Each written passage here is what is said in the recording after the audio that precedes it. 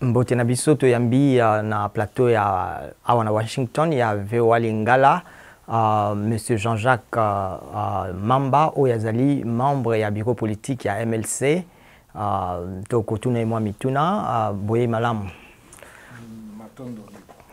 Voilà, oui natango to na Kinshasa na RDC bazali kolobela likambo etali ebonga ya porte-parole tope molobeli ya opposition nungu ezama makasi to lobi même na kati ya lingomba na bino ya monene Lamuka ba opposition za soki misato soki mine yo kanisi nini. Bon, tozali na ba groupe parlementaire. D'abord tozana eliki ete photo to bunda poto tikala lisanga tope bomoko poto za mukie. Lelo na kanisa tozali na se ya 100 députés.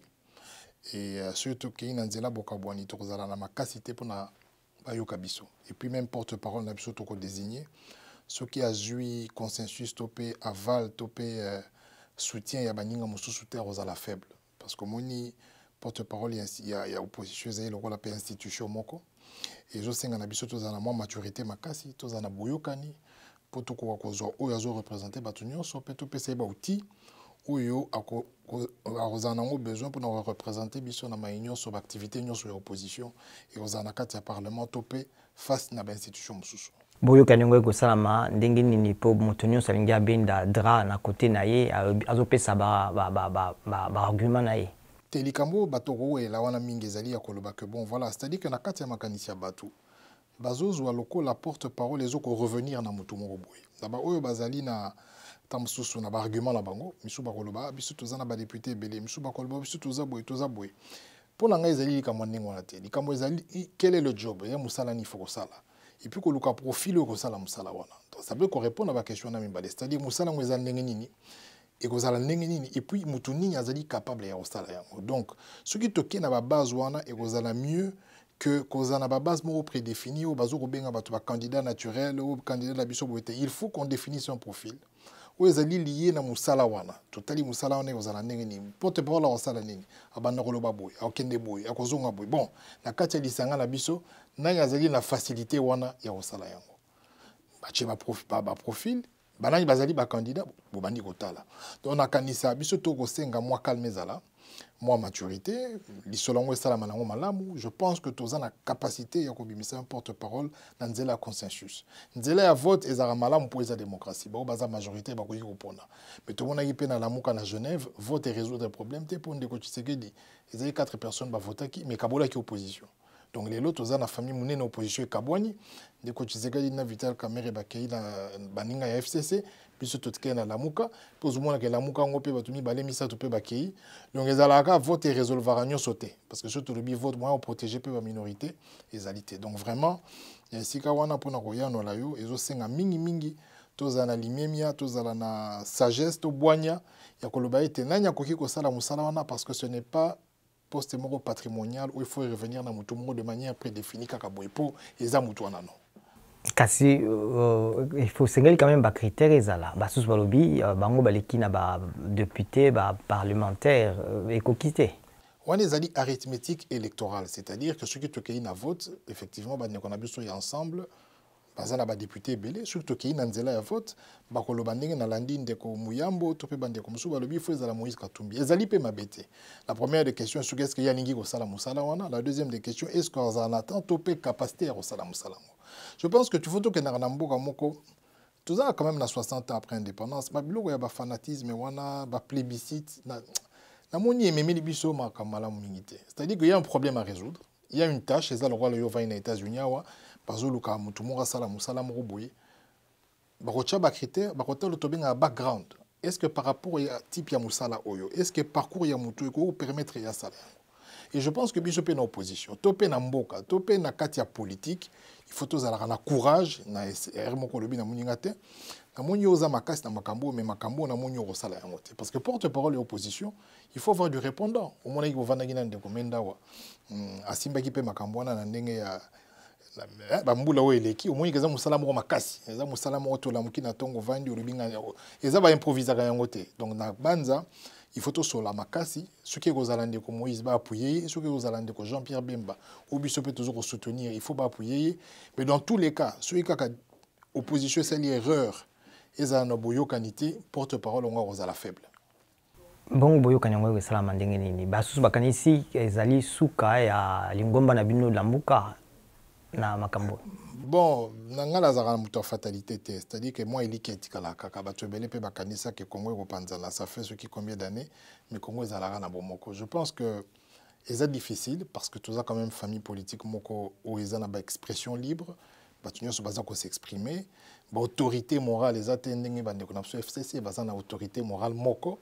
Biso tozana Jean-Pierre Bemba na etali MLC, bande comme so bazana Moïse Katumbi, bande comme so bazali na Martin Fayulu, ba sensibilité zali ebele et puis moni coalition Lamuka zali coalition ya ba leader. Donc chacun a la particularité na ye, donc à partir de ce moment-là, je pense que to ko surmonter bon na ko lo baté to ko kufa to ko panzana. Il faut na benga baninga nyonso ba yeba kalikambo ezali matata mais que ceux qui les loto panzani to ko affronter 2023. Basusu bazomi bongisa boyo ki déjà que bato a perdre balobi mokonzi akala ekolo azo zongela misala ya politique pe bango balobi bazali na mbano ya koboto la lisusu libonga ya mokonzi ya mboka. Bon ezali droit na bango moni tozana démocratie mutu nyonso ko yiko s'exprimer bango baninga mokonzi na bango mingi ezali normal. Bazana ba raison ba balingela kaye mais voilà total ndenge toza ko kenda tozana na élection te to ko makama ezo salama mo ebele makambo ya baturi tozo kana ba minembo et tout ça et puis tozo ka ba détournement tozana na bokonzi sika ndenge makambo za otambola. Je ne pense pas que maintenant bon peut-être ba sepeli ko sala bongo mais je ne pense pas que ça vraiment opportun na ngonga oyo ko beta masolo na et puis na ndenge na yebeli na ndenge ya constitution mibe kuli kondi bato ba kufi mingi na mboka oyo en tout cas na ba manifestation pacifique ezali likamu ya constitution na ba article moko ezalaka soko simbi yango bato nyoso batelemi na ba balinga politique te soko kei côté ba 223 na okei côté ba moja ba suffrage ba mandat ba président de la République on dirait que les seuls articles au Congolais yebi na kati ya constitution yango wana to na kosenga na bande ko ba bosana te mayo elekaki puis ba yebaki siko toza pe na ba priorité mais les organisations na bango à tout moment ba koki kokutana ba salomo ba sepeli ko sala et les états de droit. Oloyi likambo kanyaka Jean-Pierre Bemba na kisangani poso eleki alobaki pe likambo yango même etali boponami kasi CLC coordination laïque ya coordination ya catholique et bengi seki batu kotambola basuba lobi batu balandi te yokanisi ke batu penza bazolo bakana monoko te to bazolanda penza makambo zoloba. Bon, il y a la population, d'abord c'était un jour ouvrable. Et là, comme Moko et Sexaranga et Zali, au moins, il y a eu UDPS. Basali 37 ans de lutte. Baroyem Belabiso, état de droit, état de droit. Les camions sont baroyem, ça va le baka état de droit. Dans 4 états de droit, parcimonie, il y a des deniers publics. C'est-à-dire, bon, il y a l'État. Bon, il y a l'État et ça veut dire que l'État est président Tshisekedi a vendu boyer à ça 9 mois à ça 30-40 voyages budget a multiplié par 3 ça veut dire que le budget annuel de la présidence est un déficit il y a 300% donc ce qui va penser qui est 100 pour ça la misala na qui présidence les lois a dépensé déjà 300 la carte état de droit maramona babele la rayango. Alors, les Kambo ya CLC Rotambola ya 15 millions, c'est parce que tu bandi législature à sik. Makambo to tikaki na simo, to bengaki, o to belelaki alternance. Ce qui to continuer na ngoli sous sikawa, mboka oyo eroza na vite. Pour na nino, ibi que toza na bilenge mingi baza ko botama. 80 millions de Congolais. Taux ya chômage ba Congolais ezali, taux structurel de chômage ezali 95%. Ça veut dire sous-côté na ba Congolais 10 kaka moko ndaza na musala.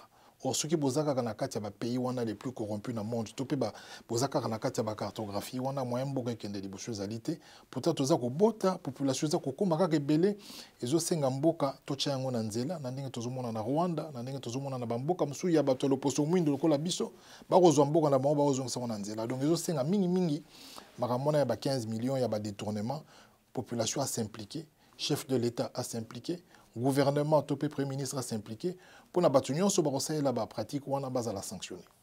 Bino bozo banga te pona lobi na bino lokola MLC na boponami malekaki Jean-Pierre Bemba zalaki bakangela kinzela pona etali aute ko bimana boloko kasi lelo lisusu ata batiki pona makambo mosusu me likambo etali corruption to pe babenga kiango kopesa kanyaka na ba témoin et zali non pe ba ko condamner bino bozo bangate te tozana bobangite oyebi ke uti ko fêter 21 ans na biso ezali likamo mokete parti en dehors en l'absence il y a président na ye topé oazali un des géniteurs il y a parti et tenir si longtemps na ba difficulté nyonso toza ko soutenir ye procès wana basisi ko kata yango te je pense que kenda ki na révision toza na eli qui a été ceux qui ba laver ninga ba laver qui na affaire ya liboso ya ba crime de guerre et que koloko la condamnation topé exclusion na ye na cour constitutionnelle les ala qui basé na likambwana oza koloba ya kanyaka ceux qui lelo bazuzi balobi ete ke likambwana mo ekoi na kanisa pe akozala na possibilité ya ko participer na ba élection ekoya donc toza na kobanga te toza mingi na elikia ke na bambulu ekoya d'ici de l'année prochaine toza na moi lumière na likambwana pe to kenda liboso na lisukulu na ye na kisangani ya lobi Jean-Pierre Bemba te ya chaki maboko mingi na kozongisa kimia na mboka kasi lelo batu bazobanga pona makambo etali est à Congo bon totali na côté ya Benité mais même na Hauts-Plateaux ezoningana bino bokanisi nini. Bon, d'abord likamumo toza na ngwawa oyebi ko assurer sécurité. La sécurité est un droit constitutionnel. Ça veut dire que les Congolais ont un droit, et si il y a vandi, la sécurité, tout l'État a protégé. A protégé, n'a pas besoin à protéger. On est le mot fondamental. Maintenant, la question est est-ce que l'État congolais a la capacité, vu l'étendue, n'a pas moyen de assurer la sécurité sur l'ensemble du territoire. Mituna, on a tout retourné en majorité, tout retourné en président de la République. Parce que n'a pas engagement, les razakos à la campagne. Alobaki qui a rejoint état-major a commémoré na Beni mais depuis comme président alala ta kuna mukolo mokote état-major pekendate donc apesana un exemple ya Rolandisa Malobo ayemoko azo état-major akene na basoda kuna bavanda ba organiser ti makamone kosila si c'est vraiment cela où il y a lobaki mais sur okosala yango te je pense que cet état doit se renforcer oui bi makamona ya ba est tout ça tout ina kamwina sa pour ba kufie belé na bandundu wana na eloko mo salamaki na maindombe bat ba kufie belé c'est à dire au moins na moi étincelle mo ya mukie bat ba ko beta na ba machette bat ba ko kufa pourquoi c'est la ezali soubassement na ngweza pauvreté au moins esika pauvreté za la makasi violence pesa la makasi. Alors que nous sommes un pays riche, pays, la moitié de l'Afrique subsaharienne a des ressources dans les Nabiso. Donc comment est-ce que nous n'arrivons pas à capitaliser tout Nabiso, tout offrir à la population une vie morale décente? Parce que moi, ceux qui moutou, yozo lo bagana ba est na Kinshasa na ba 19h, 20h, ils ont ba quartier musu mo tambo les ate ba bazana ba machette. Ils ont ba STT ya diamant, ya coltan, za kaka makamuto ala muki na tongo na kolia nini, azana lo roliate. Azana machette ne azali poko aso ekoti abeti batu machette azwi mbongo abandi rolia. Donc cette violence là permanente est d'abord liée à la situation de la population. Deuxième raison, il y a violence permanente ezali absence il y a ba moyen à l'état, c'est-à-dire l'état azali bisika nyo sauté. Au moins na les places de kambekoi policiers azali wana jepsa kenda bitumba ebisho galiete. Tant sous place marambo ezali entre il y a place ezali na premier poste il y a sécurité, il y a police topé il y a fardé c'est sous 50 km. Et le roi tozala mboka mo au continent. Donc ceux qui détachent moyen ko quitter et ko tokolonga makamwana te na tokolonga makamwana te. Donc eloko za mutu ya pona ngezali ya koloba ete. Biso tozali na parlement. Totanga ki programme à chef de l'État. Totala ki yango tozozela siko budget ya gouvernement. Totala ceux qui plan na yo alobaki na makambo barocha na budget.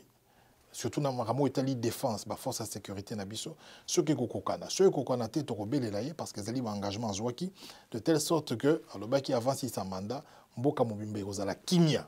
Donc tozo hôtel la yango na bokebi poto landa penza ceux qui maloba wana kolandisama. Kasi déjà na Beni même na est na Hauts-Plateaux babakisa ba unité même garde présidentielle et kenda et même toyebi ba opération na ba mboka zinga eza komi bongisama. Bon, ils ont comme effectivité. Oui, ils ont armée mususu na bambora mususu. Pour eux, bataillon kaka moko et juimboka mobimba. Parce que l'armée est un nombre de, c'est-à-dire c'est un ensemble d'équipements de combat nassé, ensemble d'équipements. Il y a contrôle, il y a anticiper. C'est-à-dire que la guerre civile, la guerre terrestre, la guérilla, il faut vraiment être bien équipé. Alors, ceux qui, chef de l'État, topé gouvernement, effectif, c'est une très bonne chose, mais là, monsieur Zaramabé, pas la chose à l'inin. Au moins, il y a un soldat américain sur qui Koufa. Avant qu'il n'ait Koufa, il y a des gens qui ont Koufi, na Rozoaboué, to famille na Rozoaboué. Et là, que pesa ka nguya makasti na ba faire des sénabiso, c'est parce que si Mayalikama eko il arabango, si Mayalikama wana avenir ezate. Ça veut dire azo kenda si mundu ke bi ke soki na Koufi, moi si na mwana on a tika ekuna. Tant azo mona baninga bazo Koufa, ba famille mususu, bande bazo Koufa, ba sale lorote. Moi za na courage na ya pesa bo moinaye. Pour la écolo ezalité. Donc, ceux qui ont des difficultés, ils au monde Kimi.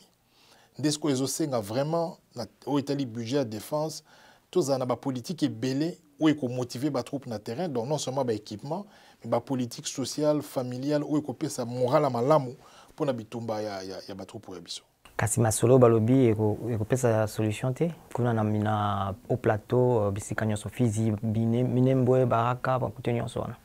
Le dialogue est toujours très important entre les communautés. Il y a dialogue, mais ceux qui ont la frontière poreuse, aux alliés l'armée dissuasive, ça veut dire bateau à Bangisaka. Au moins, si on a attaqué les États-Unis, on a dit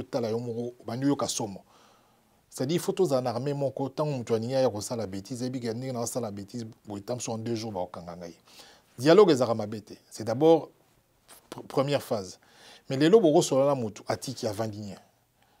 Donc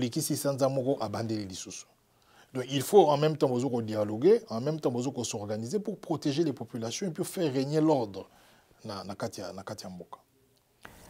Ma tondo mingi na bino banso bozui libakwa kolanda biso tokutani mbala ya sima.